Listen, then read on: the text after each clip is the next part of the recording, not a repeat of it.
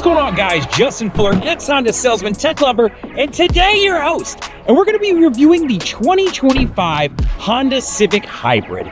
That's right, we're going to figure out, is this worth the money, and how does it stack up against other hybrids out there in the world? So let's hop on in.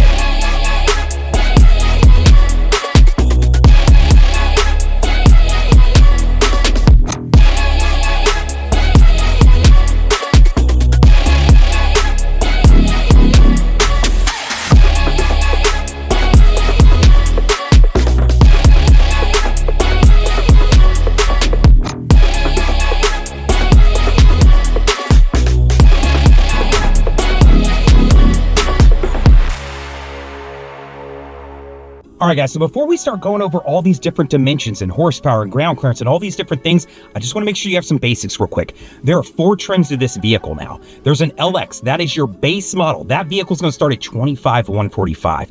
Above that, there is a Sport. These are still on hybrids, right? This is $27,345. Then there is the vehicle that we are currently sitting in. This price, according to this sheet, so I'm assuming it's newer, is now $30,300. Now above that is one other hybrid model, and that is going to be the Sport Touring Hybrid, and that starts at $32,845. So understand, 4 different trim levels, and 2 of them are hybrids. All right, guys, so let's talk about what's underneath the hood of the 25 Honda Civic Hybrid.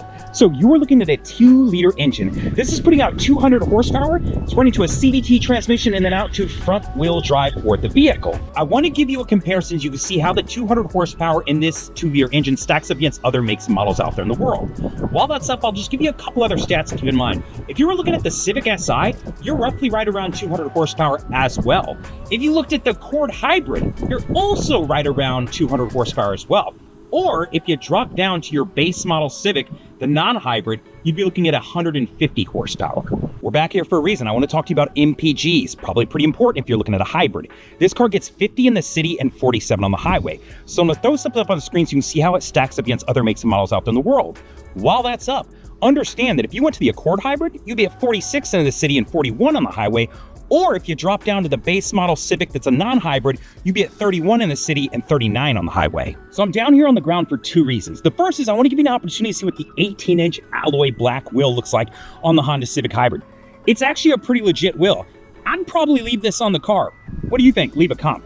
Now, the second part to this is I want to talk to you about ground clearance. So while there's nothing definite from Honda as of yet, I couldn't find it on the website, I'm going to assume that this is the same as the 2024 Honda Civic's ground clearance. So on the 24, you've got 5 inches of ground clearance here. So I want to give you an opportunity to see how that ground clearance stacks up against other makes and models out there in the world. Now, when I sold cars, I regularly ran into people that struggled to understand, hey, if I'm in this trim level and I go up, what do I gain and how much does it cost me? Or if I go down, what do I lose and how much do I save? So I want to take a second to explain that to you. We're in the Sport Hybrid. This is one of those middle trims, right? So I mentioned LX, Sport, both non-hybrids, the Sport Hybrid that we're sitting in, and then above that, the Sport Touring Hybrid. So I want you to understand 2 things. One, if I was thinking about maybe spending the extra rough $2,500 extra and moving all the way up to the very top model, 1, how much exactly is that going to cost me? And 2, what is the extra list of items that I'm going to gain by doing so? So take a look at that. Now, the second part is, what if I'm in this Sport Hybrid and I'm thinking maybe I just drop down to the classic Sport, the non-hybrid Sport? 1, how much money is that going to save me? But 2, other than losing a ton of gas mileage, what is the additional list of items that I'm going to give up if I drop down to that trim? So let's talk about 0 to 60 times inside of this vehicle.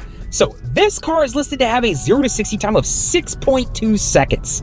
To give you a reference point for where that lives in some other Hondas, the non-hybrid Civic is 9.2 seconds. If I moved over to the Accord family, the Accord Hybrid, 6.5 seconds. So this car is still faster. Or if I looked at just the standard Accord, 7.3 seconds. So in the world of Hondas, this is actually a pretty darn fast car. Even the Civic Si, I want to say, is like 6.4 to 6.5 seconds. So I want to throw something up on the screen so you can see how does this car stack up against other makes and models when it comes to 0 to 60 time. So here in a second, when I can take off, we're going to find out how quick it is. All right, guys, here we go. We're up to 30 miles an hour. We're at 40. We're at 50. And we're at 60. It's no joke. When this says 6.2 seconds, this car can go. And if I'm being honest with myself, I could have stayed on it. We probably could have got really fast. So let's talk about front row leg space. So on the front of this vehicle, you've got 42.3 inches of leg space in the vehicle. I'm 6 foot 250. I can actually fit in this car, and I still have some additional inches to take advantage of if I need to. So I want to throw it up on the screen so you can see how does the 42.3 inches stack up against other makes and models out there in the world. While that's up, I'll just throw a couple extra stats at you. If you moved over to a Honda Accord, it is the exact same 42.3 inches of leg space in that vehicle as well. Or you could move into the standard Civic, right? Non-hybrid, wouldn't make a difference. Also 42.3 inches. All right, guys, so here we are in the rear of the vehicle, and I want to talk to you about leg space in the back of this vehicle. So you were looking at 37.4 inches of leg space. While it's not huge and illustrious, I, as a 6 foot 250 man, can fit behind myself if I set the seat up as if I was driving. So understand, you do have room in this. Now, it is set up for 3 people, which I would argue, not really. I'd say 2 and maybe a small person, or it better be a bunch of small people. But while we're here, I want to throw something up on the screen so you can see how the 37.4 inches stacks up against other makes and models out there in the world. While that's up, I'll just remind you, if you wanted to move over to something like a Honda Accord, whether it's a hybrid or non-hybrid, that would actually increase to 40.8 inches of leg space. Or you could move to a non-hybrid Civic or a previous gen Civic, and it would be that exact same 37.4. Now, there are 2 important things I want to talk to you about when it comes to the rear of this vehicle. The first is going to be headspace. This has got 37.1 inches of headspace. So while I'm 6 foot, if you're a little bit taller than me and you happen to wear hats, don't know that you're going to fit that well in the back of this car. The second part to it is going to be related to right here.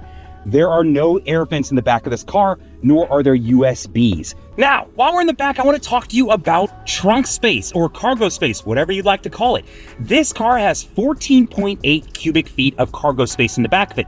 So I'm going to throw something up on the screen so you can see how does that stack up against other makes and models. While that's up, I want to let you know 2 different things. One, of course, this is a 60-40 split. So if you needed to throw part of it down, but keep it up so somebody can sit back here, you can. The other thing is that if you moved up to the big sister, the Honda Accord, you'd then be looking at 16.7 cubic feet of cargo space. So it'd get you a couple extra cubic feet if you needed it. So let's talk about the touchscreen that lives inside the 2025 Honda Civic Hybrid. So you're looking at a 7-inch touchscreen that lives inside of this particular trim. Now, if you jump up to that top-end model, that Sport Touring Hybrid, you will get a 9-inch touchscreen. Along with that 9-inch touchscreen, it comes with built-in Google and Alexa. So something to be aware of. But while we're here, there's a couple things I want to talk to you about. One, of course, trim level plays a role as far as the size of the touchscreen, but 2, also your audio system does. So understand that if you jumped all the way up to that top end model, you'd have a 12-speaker Bose system. But as you come down trim levels, there are going to be some differences as far as wattage goes and the amount of speakers. Now, with all of that said, let's talk about this for a second. Because this is not the top-end model, there's not really anything different from this particular head unit versus the 2024 Honda Civic head unit. You've got a basic setup to where you can go FM and AM. You can obviously listen via Bluetooth, or it has a wired connection when it comes to CarPlay and Android Auto.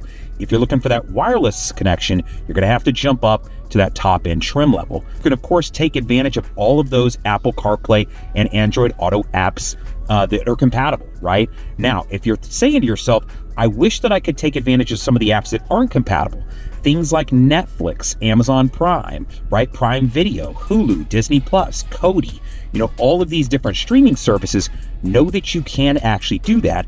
I reviewed a box that allows you to do that. If you want to learn more, I'll throw a link in the description, and I'll throw something up on the screen that you can click on to check it out. I, of course, can get you a little bit of money off because I am one of their affiliates. Before I get out of here, I want to ask you for a couple favors. One, I hope you'll press the like button because you like the way I present the content. 2, if you got a question, leave a comment. Or if you think I'm doing a good job, leave a comment. Or if you think I'm doing a bad job, maybe don't leave a comment. 3, I hope you subscribe to the channel so when I produce content like this, you'll receive it. Then 4, you got some friends that are shopping Hondas or maybe Civics or Hybrids, I hope you'll share the video with them. So like, comment, subscribe, all the things. Later, guys!